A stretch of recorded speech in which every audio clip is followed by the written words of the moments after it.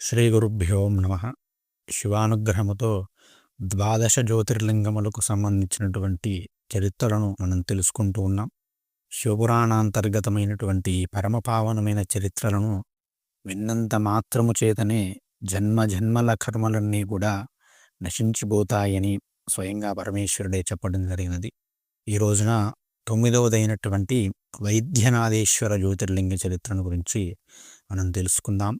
ఈ జ్యోతిర్లింగ చరిత్రను గురించి చెబుతూ, ఈ జ్యోతిర్లింగ స్పర్శ మాత్రము చేతనే ఔషధము లేనటువంటి దీర్ఘకాలిక వ్యాధులు, ఘోరమైనటువంటి అనారోగ్యములు కూడా తొలగిపోతాయని మనకు శివపురాణాది గ్రంథములు చెబుతూ ఉన్నాయి.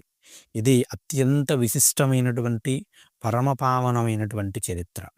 పూర్వము లంకానగరాన్ని రావణాసురుడు అనేటువంటి ఒక రాక్షస రాజు పరిపాలిస్తూ ఉండేవాడు. అతడు ఒకసారి పరమేశ్వరుని గురించి ఒక ఘోరమైన తపస్సును చేయడం జరిగినది. ఎంతటికీ కూడా పరమేశ్వరుడు అతనిని అనుగ్రహించకపోవడంతో చుట్టూ కూడా అగ్నులను వ్రేల్చి, పంచాగ్నులను వ్రేల్చి, ఆ అగ్నులలో తన 10 తలను కూడా అర్పిస్తూ, బలిగా ఇస్తూ తపస్సు చేయడం జరిగినది. అంటే నువ్వు వస్తావా రావా అని అహంకారంతో, నేను పూజ చేస్తున్నాను, నువ్వు నాకు అనుగ్రహించాలి, రాకుంటే నేను చస్తాను అని అహంకారంతో, బలంతో, దర్పంతో తాను తపస్సు చేయడం జరుగుతుంది. ఆ విధంగా 9 తలలను అగ్నిలో వేల్చినాడు.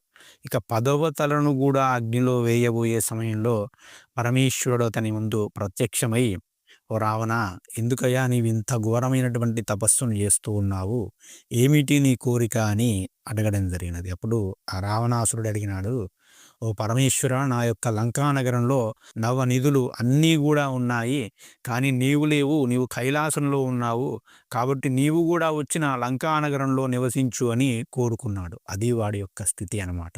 అన్నీ పొందినాడు వాడు. దేవతల దగ్గర ఉన్నవన్నీ కూడా దౌర్జన్యంగా పొందినాడు. పరమేశ్వరుణ్ణి కూడా తీసుకెళ్ళి ఇక లంకానగరంలో పెట్టుకోవాలని వాడి యొక్క దుష్టబుద్ధి అనమాట. అప్పుడు పరమేశ్వరుడు అన్నాడు, ఆయన అది సబబు కాదు నాయన, నేను కైలాసంలో ఉండడమే మంచిది, నేను అక్కడ ఉంటే నువ్వు తట్టుకోలేవు. నాకు నా యొక్క శివలింగానికి, ఆత్మలింగానికి భేదము లేదు. నా ఆత్మయే నా లింగము రూపంలో ఉంటుంది కాబట్టి నేనే నిత్యము పూజించేటువంటి ఆత్మలింగాన్ని నీకు ఇస్తాను. దాన్ని నువ్వు శ్రద్ధగా, భక్తిగా తీసుకొని వెళ్ళి లంకానగరంలో స్థాపించుకో. దానిని నిత్యము పూజించు. అది నీ దగ్గర ఉంటే, నీ లంకానగరంలో ఉంటే నేను ఉన్నట్టే, కాబట్టి దానిని తీసుకువెళ్ళు, దానిని ఇస్తాను అని చెప్పినాడు. రావణాసురుడు, సరే స్వామి ఇవ్వు, ఆత్మలింగాన్ని తీసుకొని వెళ్తాను, లంకానగరంలో ప్రతిష్ఠ చేసుకుంటానని చెప్పినాడు. పరమేశ్వరుడు కూడా అనుగ్రహించి తన యొక్క ఆత్మలింగాన్ని రావణాసురుడికి ఇవ్వడం జరిగినది. ఇస్తూ పరమేశ్వరుడు ఒక చిన్న నియమాన్ని పెట్టినాడు. ఆయన, ఇది అత్యంత పవిత్రమైనటువంటి ఆత్మలింగము, తీసుకువెళ్ళేటువంటి మార్గ మధ్యలో ఎక్కడా కూడా భూమి మీద పెట్టవద్దు. ఒకవేళ దీనిని నువ్వు భూమి మీద పెట్టినట్లయితే అక్కడే శాశ్వతంగా నివాసం ఉంటుంది. మళ్ళీ దీనిని నీవు పెకిలించలేవు, తీసి బయటకు తీయలేవు అని చెప్పినాడు. సరే స్వామి అని నమస్కారం చేసినాడు. ఆ రావణాసురుడు లంకాభిముఖుడై పయనం కావడం జరిగినది. కొంత దూరం ప్రయాణం చేసినాడు. సాయంకాలం అయినది. అత్యవసరంగా కాలకృత్యములు లఘుశంకకు పోవలసినటువంటి ఆవశ్యకత ఏర్పడినది. చేతిలో అత్యంత పవిత్రమైనటువంటి ఆత్మలింగము, పరమేశ్వరుని యొక్క శివలింగం ఉన్నది కదా, దానిని చేతిలో పెట్టుకొని కాలకృత్యములు తీర్చుకోవడం ఎలాగా అని ఆలోచిస్తూ ఉంటే అక్కడే ఒక పిల్లవాడు ఆవులను కాస్తూ ఉన్నాడు. అతన్ని పిలిచి, ఓ పిల్లవాడా, ఈ యొక్క పరమ పవిత్రమైనటువంటి శివలింగమయ్యా, దీనిని కాసేపు పట్టుకో, నేను ఇలా నా కాలకృత్యములు తీర్చుకొని వస్తాను, కింద మాత్రం పెట్టకు అని అన్నాడు. బరువు నేను మోయలేనప్పుడు మిమ్మల్ని 3 సార్లు పిలుస్తాను, ఆ లోపు మీరు రావాలి, రాకపోతే ఇక్కడ పెట్టేసి వెళ్ళిపోతానని చెప్పినాడు. సరే నాయన, నేను అంతసేపు ఏమీ ఉండను, వెంటనే పరిగెత్తుకుంటూ వస్తానని చెప్పినాడు ఆ రావణాసురుడు. ఇచ్చేసినాడు, వెళ్ళినాడు. అక్కడ ఉన్నది ఎవరనుకుంటున్నారు? సాక్షాత్తుగా గణేశుడు. ఈ రావణాసురుడి దగ్గరికి ఈ యొక్క ఆత్మలింగం వెళితే వీడి బలం రెట్టింపు అవుతుంది. ఇక వీడిని ఆపడం ఎవ్వరి వల్ల కాదు అని పరమేశ్వరుడే, దేవతలే పంపించినారనమాట. వెంటనే అతడు అలా వెళ్ళాడో లేడో, ఈ విఘ్నేశ్వరుడు, బాలుడు రూపంలో ఉన్నటువంటి విఘ్నేశ్వరుడు, రావణ రావణ రావణ అని 3 సార్లు పిలిచినాడు. ఓ ఓ ఓ వస్తున్నా అన్నాడు. అంతలోనే ఇంకేటి వచ్చేది, కింద పెట్టేశాడు, మాయమైపోయాడు. వచ్చి చూశాడు, శివలింగాన్ని తీయాలని ప్రయత్నించినాడు రావణాసురుడు. చెప్పాడు కదా పరమశివుడు, భూమిని తాకితే దీనిని పెకిలించడం నీ యొక్క తరము కాదని విశ్వ ప్రయత్నం చేసినాడు. 20 చేతుల శక్తిని ప్రయోగించినాడు. అది కదలలేదు. దానితో ఇక వదిలేసి లంకకు వెళ్ళిపోయినాడు. అప్పుడప్పుడు వస్తూ పూజించుకుందాంలే అని భావించినాడు. అంతలోనే ఆ రావణాసురుడు అలా వెళ్ళిపోగానే దేవతలంతా గూడా వచ్చినారు. పరమ పావనమైనటువంటి పరమేశ్వరుని ఆత్మలింగము అని దానికి పూజలు చేసి అక్కడే శాశ్వతంగా సాక్షాత్తుగా గణపతి చేత ప్రతిష్ఠింపబడినది కాబట్టి శాశ్వత నివాసం ఉండేలాగా పూజలు చేసి పరమేశ్వరుని ప్రార్థిస్తే పరమేశ్వరుడు వారి ముందు ప్రత్యక్షమైనాడు. ఓ దేవా! నీ అనుగ్రహంతో ఈ యొక్క శివలింగము రావణాసురుడి దగ్గరికి వెళ్ళలేదు. ఇలా అచ్యుతా భూమి అనేటువంటి ప్రాంతంలో అది ప్రతిష్ఠింపబడినది. ఈ యొక్క శివలింగము ద్వారా భక్తులు అనుగ్రహింపబడేలా చేయవయ్యా, వరములు ఇవ్వయ్యా అంటే అప్పుడు పరమేశ్వరుడు అన్నాడు, ఇది నా పరమ పవిత్రమైనటువంటి ఆత్మలింగము. ప్రథమో దైవ్యోభిషకు. నేను స్వరూపుడిని కాబట్టి ఈ లింగమును స్పర్శించినంత మాత్రము చేతనే అనేకమైనటువంటి దీర్ఘకాలిక అనారోగ్యములు కూడా తొలగిపోతాయి. సంసారము అనేటువంటి తాపమును కూడా తొలగించగలిగేటువంటి మహాశక్తి ఈ ఆత్మలింగమునకు ఉన్నది. ఈ ఆత్మలింగము నా స్వరూపమే కాబట్టి దీనిని పూజించిన వారికి సకల అభీష్టములు నెరవేరుతాయని పరమేశ్వరుడు వరమునివ్వడం జరిగినది. ఆ విధంగా వైద్యనాథ జ్యోతిర్లింగము అనేది ఏర్పడడం జరిగినది. ఇప్పుడు ప్రస్తుతం ఈ వైద్యనాథ జ్యోతిర్లింగం అనేది మహారాష్ట్రలోని పర్లి అనేటువంటి ప్రాంతంలో ఉన్నది.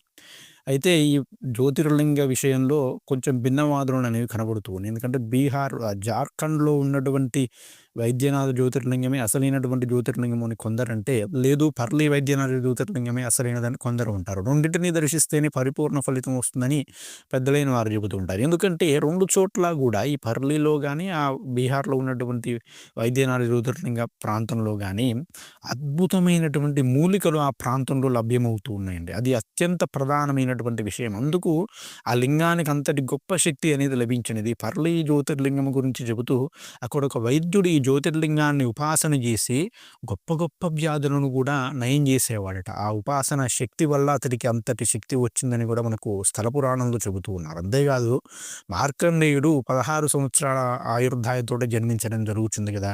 ఆ మార్కండేయుడు ఈ పర్లి వైద్యనాథ జ్యోతిర్లింగాన్ని ఉపాసించే మృత్యువు లేనటువంటి స్థితిని పొందినాడు అని కూడా మనకు స్థల పురాణం ద్వారా తెలుస్తూ ఉన్నది కాబట్టి ఆ వైద్యనాథ జ్యోతిర్లింగం అనేది అత్యంత పవిత్రమైనది. ఆ తర్వాత దేవతలంతా కూడా ఏం చేశారంటే, ఈ రావణాసురుడు ఇక్కడ శివలింగాన్ని పెట్టిపోయాడు. అప్పుడప్పుడు వచ్చి పూజించుకుంటూ ఉన్నాడు. అతడి యొక్క బలం పెరిగినది. ఒకరోజు నారదుడిని పంపించినాడు. నారదుడు లంకా నగరానికి వెళ్ళినాడు. లంకా నగరానికి వెళ్ళినటువంటి నారదునికి రావణాసురుడు చక్కగా అతిథి మర్యాదలు చేసినారు. ఏం నారదుల వారు ఇలా వచ్చినారు అంటే, నువ్వు శివానుగ్రహంతో శివలింగాన్ని పొందావట కదా! కానీ దాన్ని భూమి మీద పెట్టి మళ్ళీ తిరిగి పెకిలించలేకపోయావట కదా! నీ యొక్క బాహుబలము మీద దేవతలకు, మనుష్యులకు, ముల్లోకాలలోని ప్రజలకు కూడా కాస్త అనుమానం కలిగినది. ఆ విషయాన్ని చెబుదామని వచ్చాను అన్నాడు ఆ యొక్క నారదుడు. దాంతో అహంకరించినటువంటి ఆ రావణాసురుడు, నా బాహుబలం మీదనే అనుమానం కలిగిందా? నా బాహుబలాన్ని ఇప్పుడే చూపిస్తాను అని శివుణ్ణి గాదు, శివలింగాన్ని గాదు, శివుడుండేటువంటి కైలాసాన్ని కదిలిస్తానని అహంకారంతో వెళ్ళి కైలాసాన్ని వాడి 20 చేతులతో కలిపి కదిలించడం జరుగుతుంది. దాంతో పార్వతీదేవి ఉలిక్కిపడి ఒక్కసారి పరమేశ్వరుడిని కౌగిలించుకుంటే పరమేశ్వరుడు వెంటనే తన బొటన వేలి చేత దానిని అదిమి పట్టడం జరిగినది. అప్పుడు పరమేశ్వరుడు ఒక శాపమిస్తాడు.